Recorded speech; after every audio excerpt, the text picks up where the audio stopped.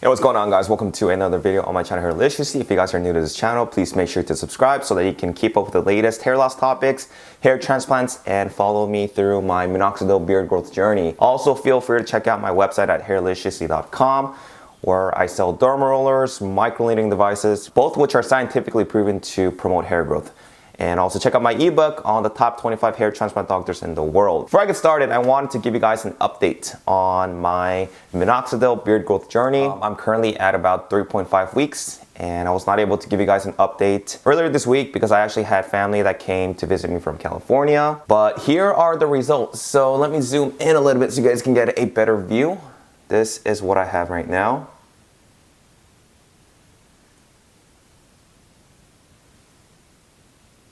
So I have been using minoxidil 5% twice a day on the beard, and also microneedling about once or twice a week. And the facial hairs are definitely getting thicker, as you guys can see.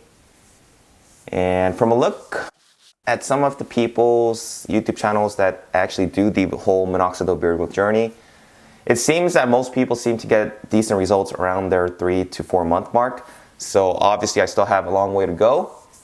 I was planning on growing out the sideburns, but I did get a haircut earlier this week. It wasn't a crazy haircut, it was just pretty much just trimming and just kind of making everything look nice. But the hairstylist ended up shaving the sideburns, so you guys can't really see the hairs that are growing there.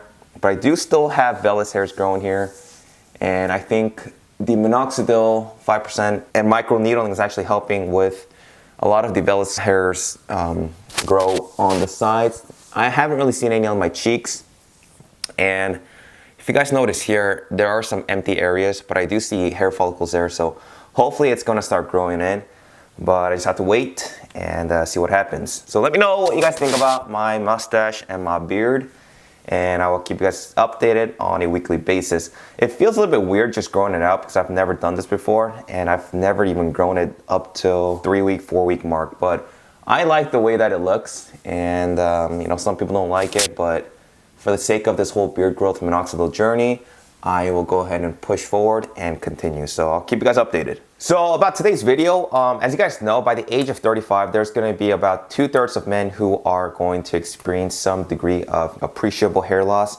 And by the age of 50, there's going to be about 85% of men who are going to be experiencing significant thinning of their hairs. There's also about 25% of men who are suffering from male pattern baldness before they even reach the age of 21. Yes, before they even reach the age of 21. I was researching some topics online and came across the UK's football player Wayne Rooney's hair transplant. And even more shocking was the fact that I saw a photo of him surfacing online when he was about 14 years of age, and the picture just looked as if he's already had a receding hair at such a young age. And obviously balding sucks at any age, but when you're balding under the age of 18, it's just totally devastating. And I don't even remember recalling anybody balding during my high school years, but I actually looked back at my yearbook and I was surprised to see a lot of people, a lot of men who were 15 years old, 16 years old, 17 years old, who were in their junior years, sophomore years, who already had a receding hairline. And to be honest, I didn't even realize that there were so many younger men who were already suffering from male pattern baldness. And even in my case, I naturally had a big forehead. And the thing is, I didn't even have receding temples until my early to mid 20s.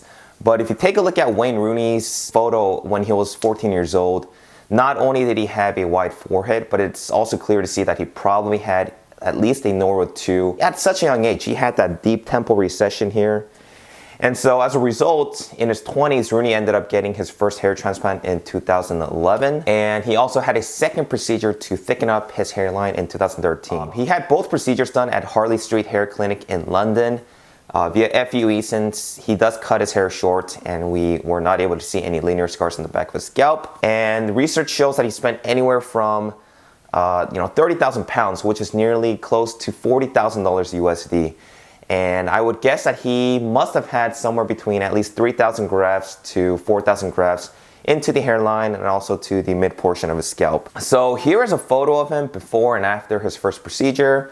Now the hairline doesn't look too bad, but I don't really understand why some doctors put those tiny grafts into the frontal portion of the hairline as if they look staggered.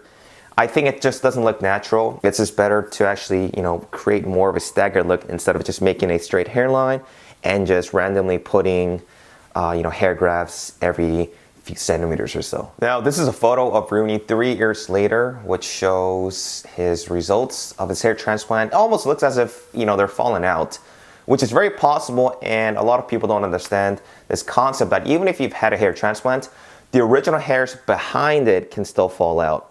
This is why we have medications, 5-alpha reductase inhibitors, such as Finasteride or Dutasteride, which help in slowing or even halting down existing hairs from falling out. Now, these two photos here were taken 24 hours apart. Yes, 24 hours.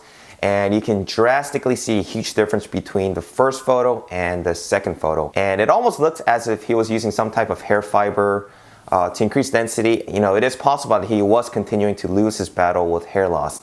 And since he is an athlete, I'm not sure if he was taking finasteride or not, but based on the photos, I don't think that he was, since he appears to be losing hair.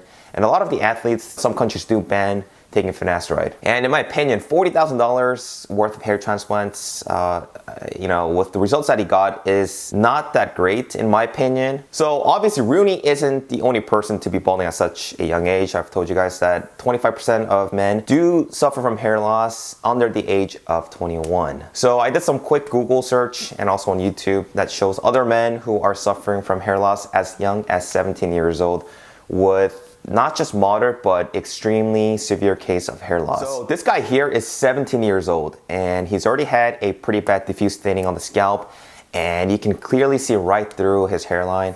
And so I was scrolling down, I was reading through some comments, and one guy claimed to be his college mate, and thankfully he said that he is now clean shaven, and he is very happy with whatever that he's dealing with right now. So I'm very happy for him, but like I said, man, there's no,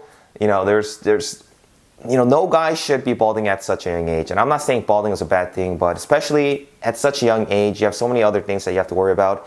And hair loss should be the last thing that you guys should be worrying about at such a young age. So here is another guy who also shares his journey on YouTube, and he tells his viewers that he has been balding since 15 when he was actually in junior high school. The thing is, this type of hair loss obviously looks like genetic hair loss, and it's not any other type of alopecia. We have different types of alopecia, sometimes stress-related, illness-related, lack of vitamin deficiency. And so many people suffering from hair loss at a younger age, they lose self-esteem, depression, end up with anxiety and other emotional issues. And it really puts a huge dent in the level of attractiveness, and it affects, people in so many different aspects. So for those who are suffering from hair loss at a younger age, I wanted to give you guys some words of encouragement. First of all, you guys are definitely not alone. There's millions of people who are suffering from hair loss, even at a younger age. And secondly, I think that people who do end up dealing with hair loss early on can only make you better equipped in dealing with everything else that life may throw at you. And, obviously there's two things that you guys can do. You can either let hair loss take over your life and you guys can be depressed, or you can go ahead and, choose the other option and deal with the cards that you guys are dealt with. Now, in the event of the first guy that I showed you guys, he ended up shaving his head, and he decided that hair loss wasn't going to let it take over his life. Now, if you guys do live in the US or any other country, we do have FDA-approved medications such as Finasteride and Dutasteride to help slow down hair loss. And so it's probably a good idea, if you guys are looking into treatments, to go ahead and consult with your doctor to discuss the pros and cons, and also to weigh your different options. Obviously, I wouldn't advise anybody in their teens to get a hair transplant. The younger that you guys deal with hair loss, there is a great chance that you guys will have to deal with more hair loss later down the road. So until you guys stabilize with your hair loss, it's better to wait it off. But there is the option of getting a hair transplant. And as you guys know, including myself, I did get one at the age of, 2016. So that was when I was about 28. So that is an option.